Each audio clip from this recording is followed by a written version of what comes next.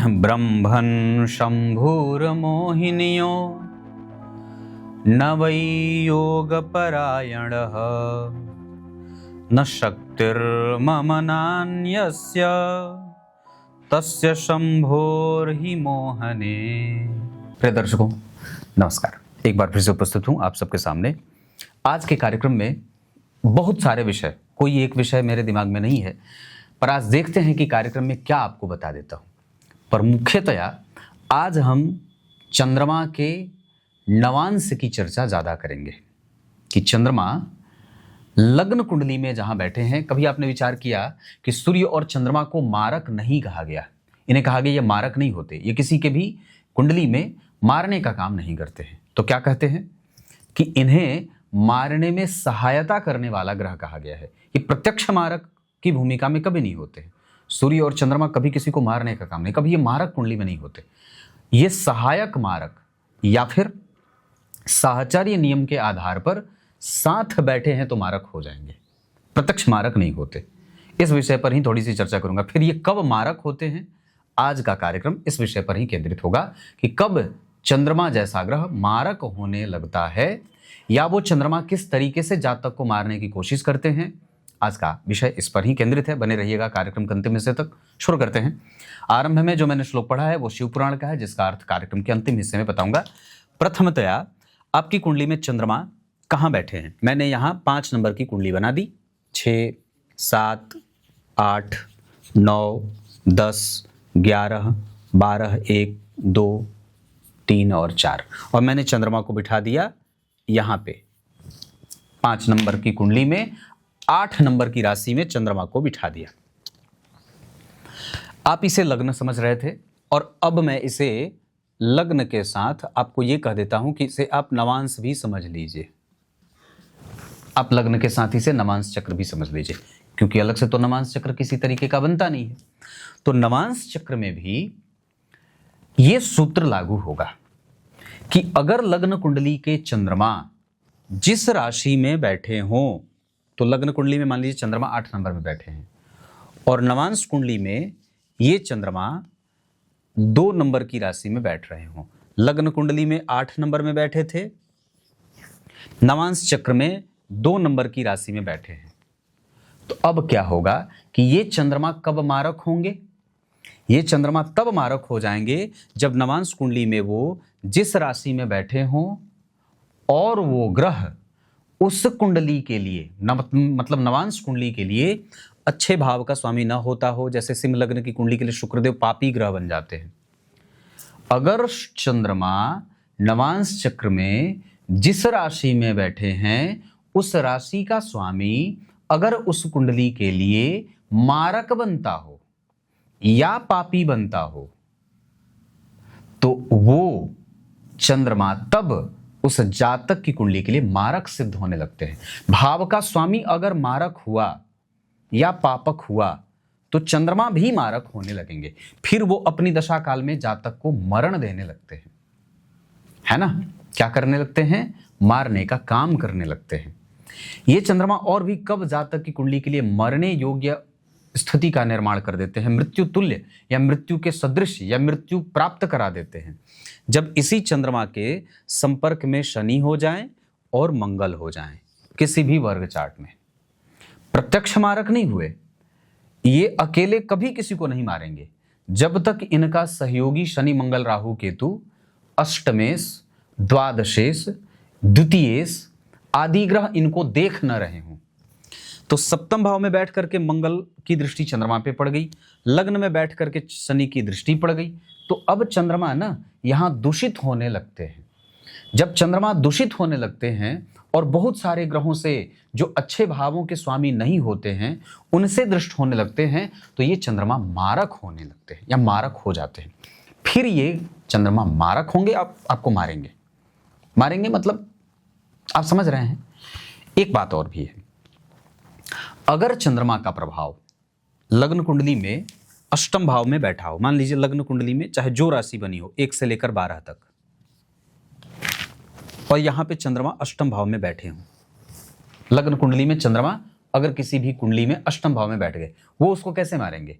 वो उसके स्वास्थ्य से उसको रोज दिन थोड़ा थोड़ा मारेंगे। कभी उसके स्वास्थ्य को ठीक करेंगे, कभी उसके स्वास्थ्य को कमजोर करेंगे। मतलब उसकी जो दैनिक दिनचर्या है वो उस चंद्रमा से प्रभावित होगी। कैसे? उसका स्वास्थ्य एक जैसा नहीं रहेगा, वो तिल मिलाया रहे, घटता बढ़ता रहे। कभी हृदय की समस्या है तो कभी घाव हुआ है, तो कभी बुखार लग गया, तो कभी माथा दर्द कर रहा है, कभी जो है वो पेट के अंदर की बीमारी प्रकट हो गई। तरह तरह की समस्या ये चंद्रमा देने वाले होते हैं। इसी वजह से चंद्रमा को वर्तमान से जोड़ा गया है। ये वर्तमान के सूचक और कारक होते हैं। एक बात और भी है यहाँ पे आपको जो समझना होगा, अगर नवांश चक्र में भी चंद्रमा अष्टम भाव में बैठे हों, और जैसे कि मैंने पूर्व में बात बताई थी कि अगर चंद्रमा जिस राशि में बैठे हैं उस भाव का स्वामी अगर पापी हो, तो ये बात मैंने तो बता रखी। एक पक्ष और भी होता है जब चंद्रमा को मारक दोष लगता है। वो कब लगता है? जब किसी भी स्थिति में, बहुत ध्यान से समझिएगा, चंद्रमा पर कोई भी न देखता हो। जब किसी भी स्थिति में चंद्रमा पर कोई भी ग्रह ना देखता हो और वो चंद्रमा द्वितीय, वो चंद्रमा 12वें और वो चंद्रमा 7वें,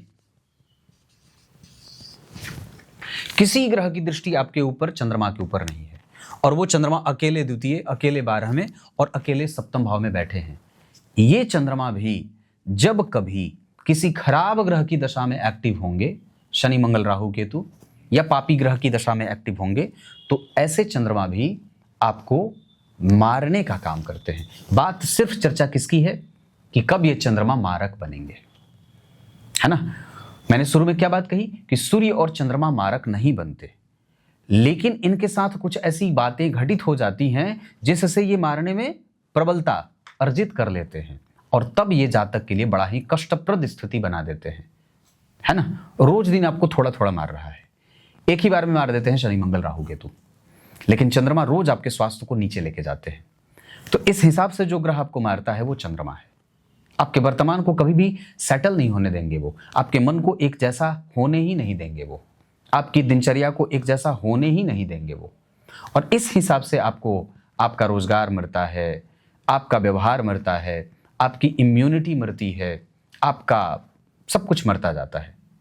ऐसे चंद्रमा मारते हैं। तो चंद्रमा इस तरीके से हो गए। तो मतलब अगर आपकी कुंडली में चंद्रमा इस भाव में बैठे हैं, द्वितीय, द्वादश और सप्तम भाव में, तो ये चंद्रमा मारक हो जाते हैं। ये चंद्रमा अगर जन्म कुंडली में बहुत अच्छी स्थिति में बैठे हैं, मान लीजिए मैं चंद्रमा को यहाँ पे 2 नंबर में अपने ही उच्च राशि में बिठा देता हूं। मान लीजिए उदाहरण है कि आपकी कुंडली में चंद्रमा 2 नंबर में बैठ गए और उच्च के हो गए। अब ये कब आपके मारक प्रभावों को कमजोर करके एकदम बिल्कुल बचाने वाले ग्रह हो जाते हैं, ये भी एक विषय होगा। अगर इसी चंद्रमा के ऊपर शुभ ग्रह की दृष्टि हो जाए, गुरु की, शुक्र की, बुध की और साथ ही साथ शनि की भी दृष्टि चंद्रमा को आयु देने वाली होती है। तो यहाँ पे अगर चंद्रमा बलवान होके बैठे हैं और उस पर अगर कहीं से भी गुरु, शुक्र, बुध और शनि जैसे आयुदायक ग्रह की दृष्टि हो जाए, गंभीर ग्रह की दृष्टि हो जाए या शुभ ग्रह की दृष्टि हो जाती है, तो ये चंद्रमा आपके आयु के वृद्धि के संकेत देते हैं। फिर ये आपके आयु को बचाने का काम करते हैं, आयु का रक्षण करते हैं। कैसे? आपका वर्तमान ठीक है, आपका इम्यून ठीक है, आपकी दिनचर्या ठीक है, आपका विचार ठीक है, आपकी पद्धति अच्छी है। तो जब सारा कुछ अच्छा होने लगा, ये चंद्रमा करने लगे, तो फिर आपकी आयु भी सुरक्षित है। और स्वस्थ तो आयु ही कही गई है ना, कि आयु क्या है? जो स्वस्थ है। जो अस्वस्थ है वो क्या जी रहा है? वो जी नहीं रहा है। जो स्वस्थ है वस्तुतः वही जी रहा है। तो यहाँ पे चंद्रमा अगर दिग्बली भी हो गए, उच्च के भी हो गए, नहीं भी इस राशि में बैठे हैं, तो 1 से लेकर 12 तक की किसी भी राशि में अगर चंद्रमा चतुर्थ स्थान में बैठ रहे हैं और अगर उन पर कहीं से भी गुरु, शुक्र, बुध और शनि जैसे आयुदायक ग्रह की दृष्टि हो रही है, तो ये चंद्रमा आपके आयु में वृद्धि दे। तो ये बात भी समझ गए। अब इसमें एक बात होगी जो सूर्य को सम्मिलित करते हैं, कि अगर आपकी कुंडली के लग्नेश सूर्य बनते हो, या अगर जन्म कुंडली के सूर्य नारायण लग्न में विराजमान हो, या अगर वो सूर्य अपने मित्र की राशि में बैठे हों, मतलब गुरु की राशि में या तो मंगल की राशि में, अगर जन्म कुंडली में सूर्य लग्न में या मित्र की राशि में किसी भी भाव में बैठे हों, तो ऐसे सूर्य भी आपके आयु का रक्षण करते हैं और ऐसे सूर्य भी आपके लिए मारक सिद्ध नहीं होते। मैं फिर से बात करता हूं कि सूर्य और चंद्रमा कभी भी स्वतंत्र मारक का काम नहीं करते हैं, वो सहायक मारक होते हैं या साहचर्य के मारक सहयोगी होते हैं। तुम मार रहे हो, चलो ठीक है, मैं भी अच्छा तो नहीं बैठा हूं, मार ही देते हैं, ऐसा वाला काम। प्रत्यक्ष नहीं बनेंगे कि तुम, क्योंकि सूर्य चंद्रमा वस्तुतः नेत्र है ना, ज्योतिष के नेत्र हैं ये दोनों, सूर्य और चंद्रमा ही तो भगवान के नेत्र हैं। तो इस हिसाब से ये कभी भी मारने का काम नहीं करते हैं। इनके ऊपर एक ऐसी जिम्मेदारी होती है कि नहीं, आप जातक की जितना ज्यादा हो सके सुरक्षा करेंगे। वस्तुतः आरंभ में जब ग्रहों का जब राशि बंटवारा नहीं हुआ था तो सूर्य और चंद्रमा ही सभी राशियों के स्वामी थे। बाद में इनका वर्गीकरण किया गया तो इन्होंने कहा कि हम लोग एक एक भाव के स्वामी होंगे या एक एक राशि के स्वामी होंगे, आप लोग अलग अलग दो दो बांट लो अपने में। तो इनके अतिरिक्त सारे ग्रह दो दो भावों के स्वामी या दो दो राशियों के स्वामी होते हैं। पर दानशीलता देखिए कि स्वयं के लिए एक एक राशि रखा और बाकी के लिए सबको दो दो राशियां दे दी। तो कहने का अर्थ क्या है कि ये मुख्यतया कभी भी किसी जातक के लिए कष्ट देने वाले नहीं बनते हैं। ये तब कष्ट देने वाले बनते हैं जब इनके साथ सच्चे अर्थ में बहुत अच्छी स्थिति घटित नहीं होती है। अगर एक भी ग्रह की दृष्टि चंद्रमा के ऊपर है तो आपका चंद्रमा आपकी सुरक्षा कर रहा है। अगर एक भी तरीके से सूर्य का प्रभाव मित्र की राशि से बन रहा है तो आपके सूर्य आपकी सुरक्षा कर रहे हैं। लग्न में हैं, दशम में हैं, भाग्य में बैठे हैं, तीसरे में भी बैठे हैं, लेकिन अगर शुभ ग्रह से दृष्ट हैं, गुरु का प्रभाव है, तो ये सूर्य भी आपके लिए बड़े ही मजबूत और निर्णायक अच्छे परिणाम देने वाले होते हैं। स्वग्रही बैठ जाएंगे अगर ये दोनों ग्रह, तब तो कहना ही नहीं है, ये आपको आयु भी देंगे और साथ ही साथ धन भी देंगे। यहां तक भी कई बार देखा गया है कि अगर चंद्रमा उच्च राशि में बैठे हों या सूर्य अगर अपनी राशि में बैठे हों तो व्यक्ति के जीवन में तात्क्षणिक तुरंत तत्काल लाभ भी दे जाते हैं ये अपनी दशाओं में, या जब कभी भी एक्टिव होंगे तो, या कभी भी ऐसे भी सूर्य और चंद्रमा तो ऐसे भी परिणाम दे जाएंगे। जब कभी आपकी कुंडली में बलवान होकर बैठेंगे तो क्या करेंगे, वो किसी दूसरे व्यक्ति को आपके जीवन में भेज देंगे और वही व्यक्ति आपके धन आगमन का कारण बन जाएगा। ऐसा होता है। समझ में आ रही होगी बात। तो ये इतनी बात थी, सोचा आप लोगों को बता दूं। ये छोटा कार्यक्रम था। अब कार्यक्रम के आरंभ में मैंने जो श्लोक पढ़ा है उसका अर्थ बता देता हूं। कामदेव को ब्रह्मदेव ने शिव जी के पास भेजा था। दक्ष की यज्ञ में देवी मैया ने अपना शरीर त्याग दिया था। उसके बाद शिव जी समाधिस्थ हो गए थे।